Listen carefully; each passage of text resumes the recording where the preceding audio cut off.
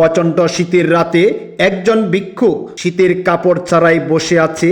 এই দৃশ্য দেখে এক লোক সেই ভিক্ষুককে জিজ্ঞেস করলো, চাচা, এই প্রচণ্ড শীতের মধ্যে কোনো গরম কাপড় ছাড়াই আপনি কিভাবে বসে আছেন? আপনার কি কোনো কষ্ট হয় না? তখন সেই ভিক্ষুক বলল, কষ্ট তো হয়, কিন্তু আমি মানিয়ে নিয়েছি। তখন সেই লোকটি বলল, আপনি আরেকটু সময় এখানে বসেন, আমি এক দৌড়ে আমার বাড়িতে যেয়ে আপনার জন্য একটা জ্যাকেট নিয়ে আসব। তখন সেই ভিক্ষুক খুশি হয়ে বলল, ঠিক আছে বাবা, যাও, আমি এখানেই অপেক্ষা করছি।